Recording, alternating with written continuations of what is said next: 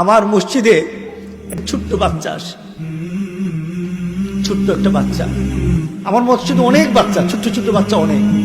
ধরেন সকালবেলা কমসে কম 150 বাচ্চা থাকে, ছোট ছোট বাচ্চা। ছোট্ট একটা বাচ্চা আজকে কয়েকদিন ধরে আমার পাশে নামাজ পড়ে।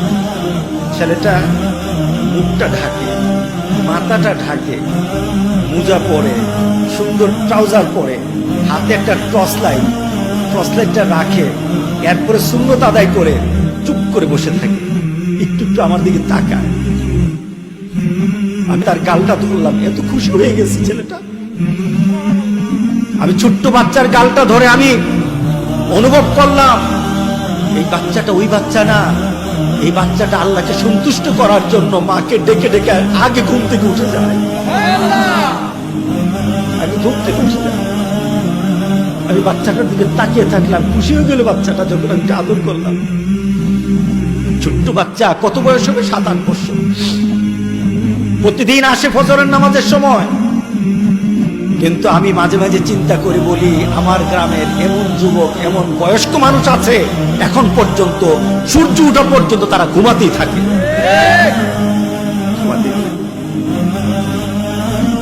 ওই শিশু বাচ্চাটা তার বন্ধুদেরকে নিয়ে, ওই পানিয়া রূপের ছেলেটা তার বন্ধুদেরকে নিয়ে ডেকে ডেকে মসজিদে আনে। স্কুলে, যে স্কুলে পড়ে, ওই স্কুলে সে জোহরের নামাজ পড়ার জন্য প্রতিদিন মসজিদে যায়। টিচার তাকে নিষেধ করে, আসতে দিল না। তার মনে স্ট্রাইক করেছে, মনে কষ্ট লেগেছে, মনের ভিতরে তার একটা পরিবর্তন চলে আসছে। যে শিক্ষক, যে প্রতিষ্ঠান আমাকে নামাজ পড়তে দেয় না, ওই শিক্ষক আর প্রতিষ্ঠানের কাছে আমি কিছু পড়াশোনা করব না, আমি এখানে পড়বই না। যে বারণ করে আমাকে যে আমাকে নামাজ পড়তে নিষেধ করে, নামাজ পড়তে আমাকে বাধার সৃষ্টি করে, আমি তার কাছে পড়ব না। আর বড় ভাইদেরকে বললো যারা নামাজে আসে, ভাই আমি আর স্কুলে পড়বো। কি করবো? আমি মাদ্রাসায় পড়ব। কোন মাদ্রাসায় পড়বা? আমি আড়াইবাড়িতে পড়ব। আমার কাছে যুবকগুলি এসে বলল, হুজুর আমাদের গ্রামের এই বাচ্চাটা, এই ছোট্ট বাচ্চাটা আপনার মাদ্রাসায় পড়তে চায়, কিন্তু বাচ্চাটা গরিব, বাচ্চার মার ক্ষমতা নেই, বাবার ক্ষমতা নেই যে টাকা দিয়ে আপনার মাদ্রাসায় পড়াবে। আমাদেরকে বলার পরে আমরা যুবকরা চাঁদা উঠিয়েছি, টাকা উঠিয়ে কিছু টাকা একত্রিত করে আপনার কাছে আসছি। হুজুর আপনি যদি মেহেরবানি করে বাচ্চাটাকে ভর্তি করেন, আমাদের কাছে 6000 টাকা আছে, আমরা সবাই মিলে টাকাটা তুলেছি, আর টাকা যা লাগে হুজুর আমরা চাঁদা উঠিয়ে বাচ্চাটাকে পড়াবো। আমি তখন তাদেরকে বললাম, এই যুবক টাকা তোমার কাছে থাক, বাচ্চাটাকে নিয়ে আসো। হুজুর টাকাটা রাখেন। আমি কি, তুমি বাচ্চাটাকে নিয়ে আসো। এই বাচ্চা সাধারণ কোনো বাচ্চা না, এই বাচ্চার দায়িত্ব যদি নিতে হয় আমার বাচ্চার মতো এই বাচ্চার আমি দায়িত্ব নেব। আমার সৌভাগ্য এমন একটা বাচ্চা পাওয়া, এমন একটা বাচ্চা, নেককার বাচ্চা পাওয়া আমার সৌভাগ্য। নিয়ে আসো বাচ্চাটাকে। আমি ভর্তি করে দিলাম মাদ্রাসা। আমার কাছে এখন পর্যন্ত বাচ্চাটা দেখা করে না, আমার মাদ্রাসায় পড়তেছে দেখা করে না, দূর থেকে তাকিয়ে থাকি। কিন্তু আমি বাচ্চাটার প্রতি আন্তরিকতা এই কারণে, তার বাবা গরিব, তার মা গরিব, তার পরিবারে কে কি করতেছে এটা আমার জানার বিষয় না। আমার জানার বিষয় এই বাচ্চাটা আমার আল্লাহকে ভালোবাসে। কথা ঠিক আছে কিনা বলো?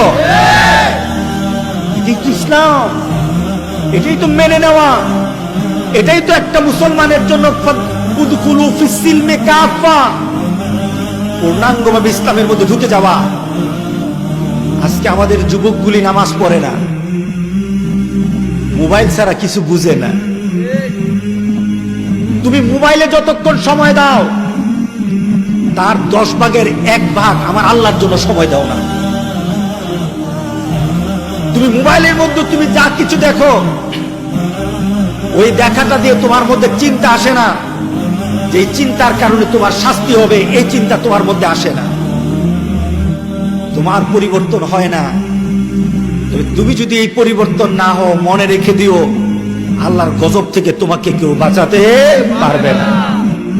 আল্লাহর গজব আছে কিনা টের পাইছে? কেমনে টের পাইছে? ঠ্যাং ভেঙে গেছে নাকি? হ্যাঁ, কানা হয়ে গেছে, কিছু আপনি হন নাই। আল্লাহ গজব কেমন ভাবে আপনার সামনে তুলে ধরেন, আপনি টের পান না।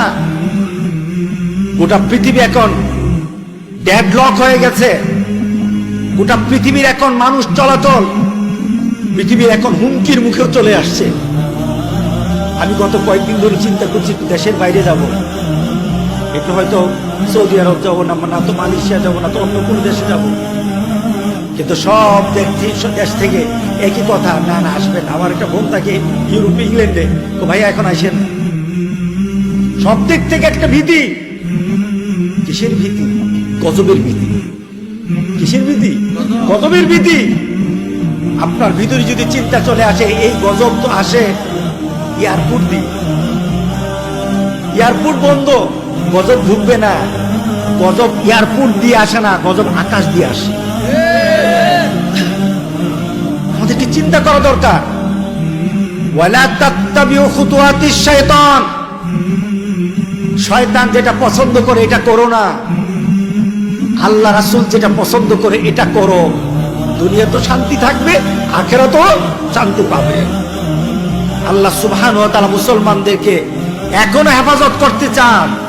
মুসলমান যদি নিজেকে হেফাজত না করে, আল্লাহ বলেন পৃথিবীর দিকে তাকিয়ে দেখো, গজব যখন আসে আমি নেককার বদকার বাঁচি না, সবাইকে আমি ফ্লাট করে দিই।